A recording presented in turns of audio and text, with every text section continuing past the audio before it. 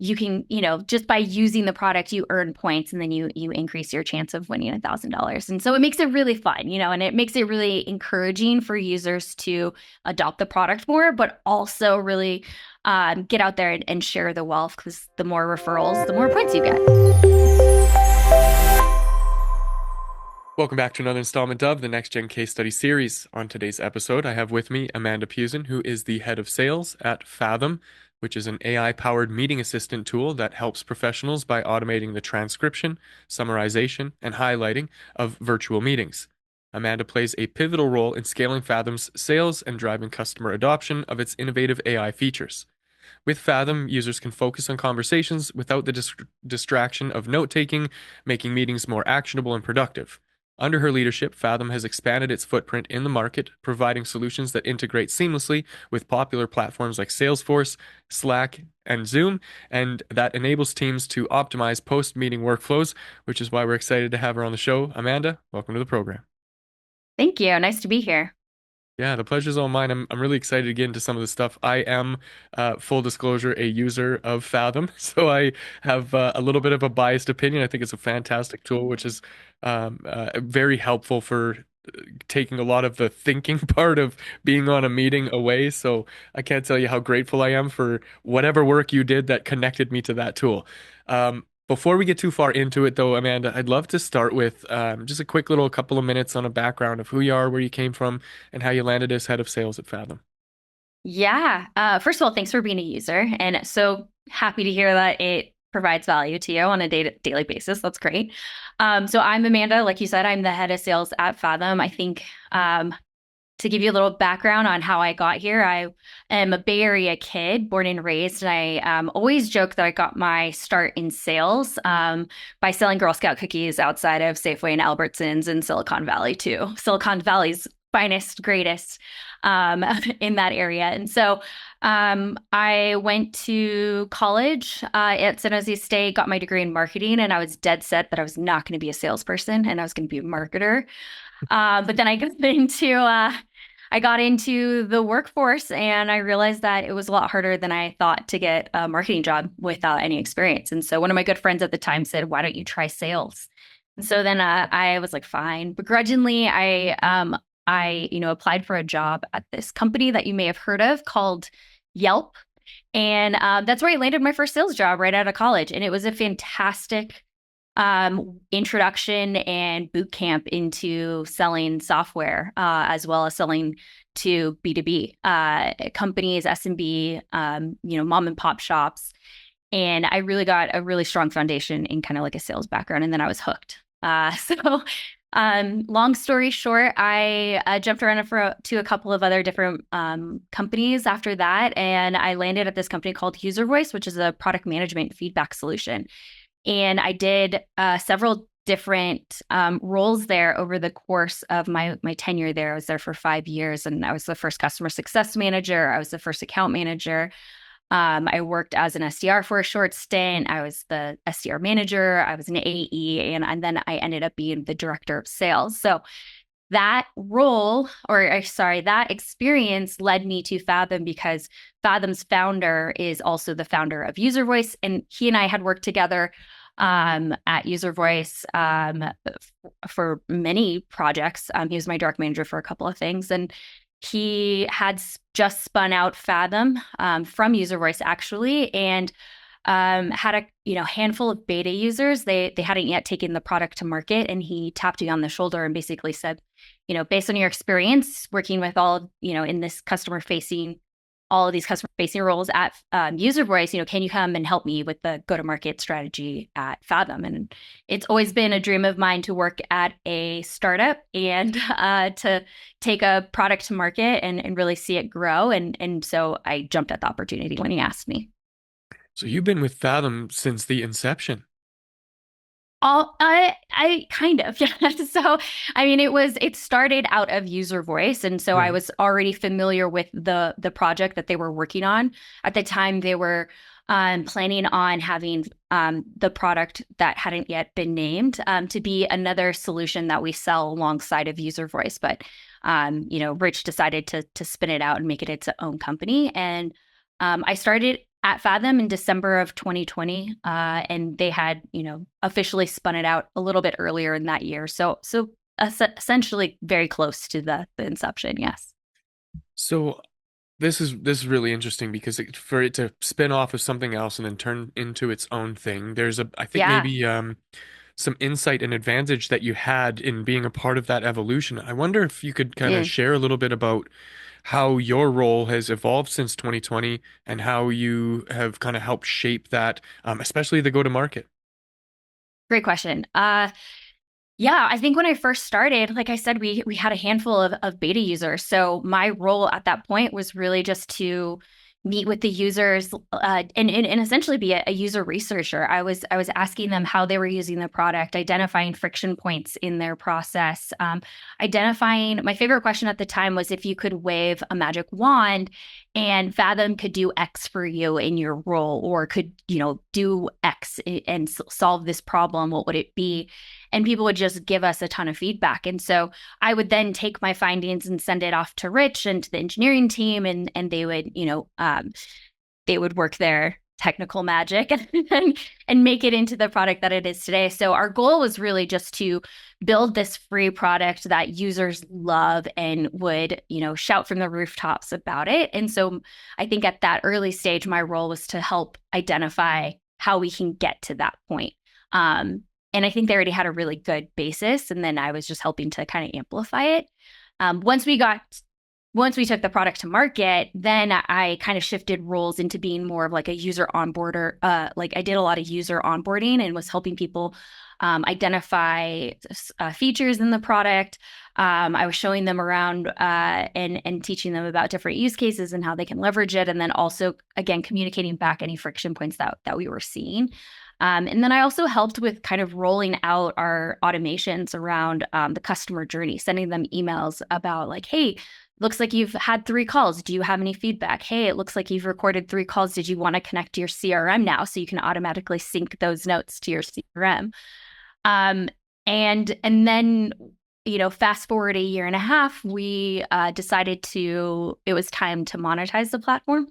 So we then, myself and 2 others on my team were essentially selling a roadmap and one feature, which was our shared library. So we were reaching out to free accounts who had multiple users who were actively using the product. And we said, hey, it looks like you would be a really good fit for the team edition of Fathom, which is the subscription that we sell today. And because we had done such a great job of adding so much value into the free product, the number one thing people said to us was, I would give you, $30 a month just to pay for this free version because it's so good. And they ended up just subscribing to our team edition because they believed so much in our team and in the product and the future and the vision of our roadmap that they, were excited to be early adopters of our paid subscription.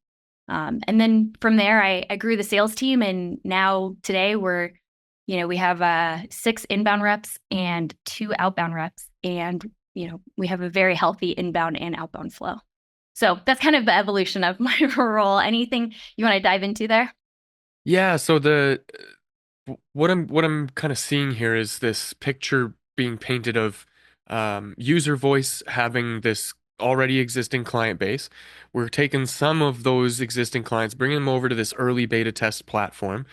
You were brilliant enough to establish feedback loops very, very early on to help these beta testers evolve the tool into something that's going to be actually useful, which Yep. is, I think that's a big oversight by a lot of people who kind of jump into business, especially in the kind of SaaS space, is that we're just going to create something and then see if there's a product market fit versus let's create something based on what the market needs and has a desire for. And so in creating those feedback loops, you develop a product that becomes remarkable. And I Yes. think that this is really, really important to kind of point at because Yeah. uh, statistic I've shared on the show a few times, um, in this space, 84% of new business comes from referrals. I, in fact, was one of the people that was referred to Fathom because of how incredible it was when one of my colleagues had found it and shared it with me. So, Yeah. what about making it a remarkable product Um, Mhm. like, what was your approach to that? How did you, aside from obviously the feedback loops, how did you really leverage that and get people to talk more about the product? Yeah, really, really good question. So this I think is Rich is definitely the mastermind behind this, right? I think one thing to note, UserVoice is actually a product where you collect product feedback from software. So so Right. Rich, yeah. So like the fundamentals and the value, like a pillar of our company has always been centered around customer feedback Hmm. and implementing fast. And one of the things that we talk about internally often is like users will you'll probably hear one, two, three people come to you and complain about maybe like something that annoys them with the UX or a feature request, or maybe they're getting stuck somewhere, there's a bug. But what we've identified is it's kind of like an iceberg. That's just kind of the tip of the amount of users that's actually affecting. But there's probably all these other users underneath the surface that haven't taken the time to actually reach out to you about it. And so because of that, we take feedback very seriously, especially when it comes to UX and experience. So we want to act really quickly on it, and we want to make sure that we're, turning that into value. And I think what happens is if you communicate that back to users, hey, we've taken your feedback seriously, it really does create a relationship because they're like, wow, I was heard. I my feedback was appreciated, and then they actually did something about it. And so I don't know if it like creates a sense of loyalty or if it's just really like creating that relationship that helps with growing the relationship as you grow and expand your product. So that's kind of like a fundamental pillar that we've just always really, really focused on. In terms of like sharing the product and the product value, I think Rich has done a really great job of creating all these virality loops in our product. So I'm sure as you experienced, Evan, you probably saw Fathom on a call, and you were like, "What is this? Let's test it out for myself." Being able to see that in the brand and being genuinely curious about what it does, and then having that conversation happen organically between two people who probably already know each other, that starts the social selling. That is really impactful to spreading the word about Fathom. And then I think a second point too is one thing that we that I love about our product is you can enable this feature that sends AI generated recaps of your recording, and that can go out to your attendees. So if you're a customer facing person, or if you're just generally having a meeting with somebody, what's amazing about that is like you don't have to then take the time to generate a follow-up email. This has already been produced for you, and the outline of it will be catered to however you can customize it to however you want to make it, and then we'll actually pull up action items that are associated with that conversation. And so it makes it really, really effective, useful, and even if you're not a user, you're still getting value out of that recap. You don't have to reach out to that person who held the meeting to get the action items. And then you're also starting kind of like brand awareness, like, wow, this recap is really valuable to me. I'm not even a Fathom user. I should go check it out and try it for myself and see what else I can gain from this tool. So yeah, those are the two things that stand out to me. Yeah, there's a couple of things I picked up on there, Amanda. The first one, okay, so when you're shifting from that early adopters into that full-blown marketing strategy now, right? Because okay, we got our base users, we got our use cases and case studies and all that. We can bring that out and let people know. Testimonials, really great. The two things that I pick up on here is that you create virality loops. I'd love to explore what that means to you and how you guys capitalize on that. And then the other one is the social selling, which I think is self-explanatory. However, Yeah. there's that the virality loop and this selling together seems like there was a little bit more intentionality when it comes to engineering this marketing strategy. So I'm really curious to learn about what sort of challenges presented themselves, how you addressed them and overcame them, and then landed on the social selling plus virality loop kind of mixture. Yeah, I don't know if I have a solid answer on that. I think that again, that goes back to Rich's mastermind behind marketing and kind of hacking the the marketing behind this. Hmm. I think that we knew that we always wanted to have a viral product, and we wanted to build in these viral loops, and so that's why I think having, the Fathom bot in the solution was part of that. But also we were getting a lot of positive feedback from users. And I think just genuinely asking them like, hey, thank you so much for that positive feedback on this call. Do you mind sharing that on your LinkedIn? And that way you can talk to other people in your network about it, and share the Fathom, the Fathom love, if you will. And then I think that, we also created a referral link in Fathom. So if you go in there today, you can refer users to sign up through your referral link, and then we kind of gamified the product a little bit. So as a user who referred somebody, if they signed up, you would get points. And every month, what we do is we actually have a raffle. So you earn a certain number of points throughout the month, and then whoever wins in that raffle actually wins $1,000. And so you can, just by using the product, you earn points, and then you increase your chance of winning $1,000. And so it makes it really fun, and it makes it really encouraging for users to adopt the product more, but also really get out there and share the wealth, because the more referrals, the more points you get. Yeah, that's really powerful and helpful for anybody else who's looking into what potential ideas exist out there. And I love this idea of kind of social hacking. The Taylor Swifts of the world who are seemingly untouchable, who show up randomly at a fan's wedding just because they were asked to at no cost to them. That sort of thing makes you talk about it. When you do something remarkable, people are more likely to share it, obviously. So to identify that and work diligently on creating that opportunity, I think is a brilliant strategy. Say one of the things that Rich has always tried to focus on in the product is creating a product that delights.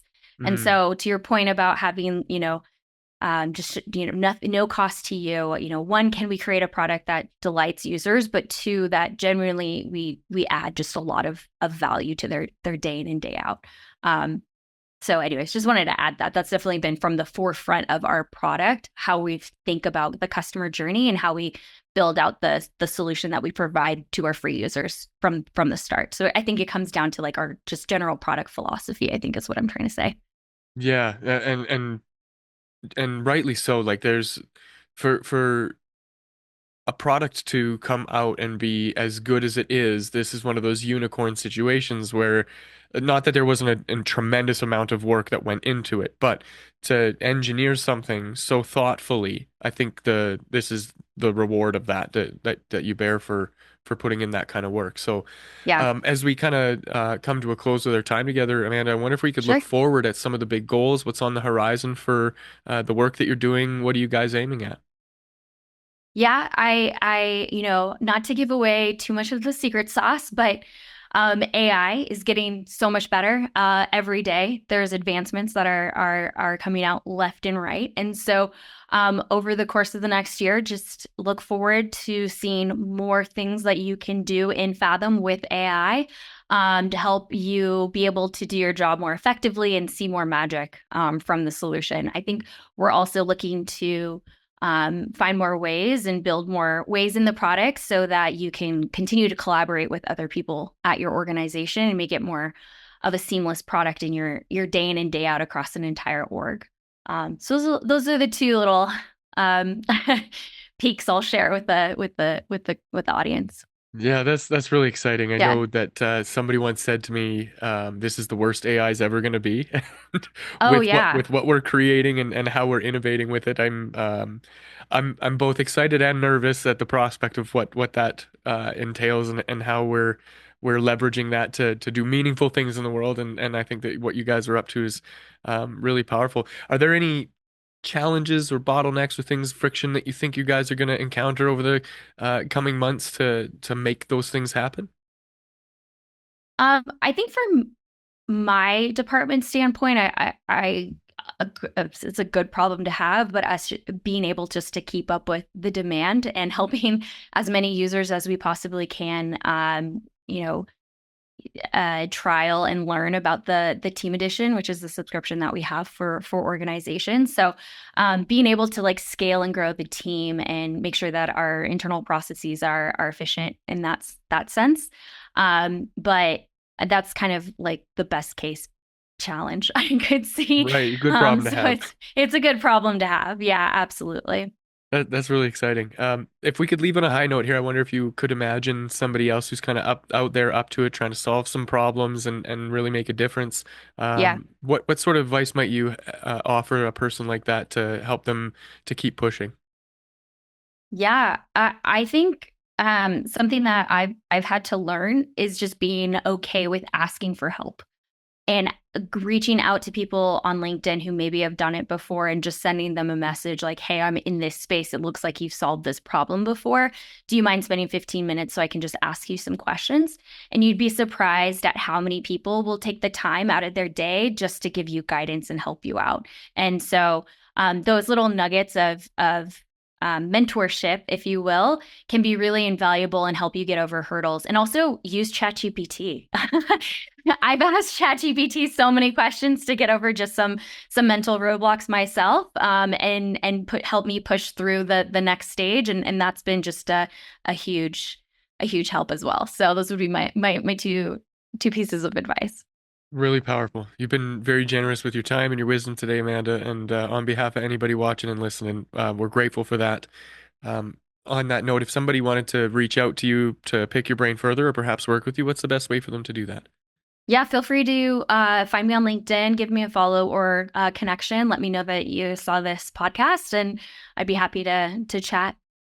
Wonderful. We'll link to that in the show notes so that anybody watching or listening will be able to find you easily. And with that, if you wanted to reach out to me and my team for any of your marketing or AI needs, you can visit nextgengrowth.com.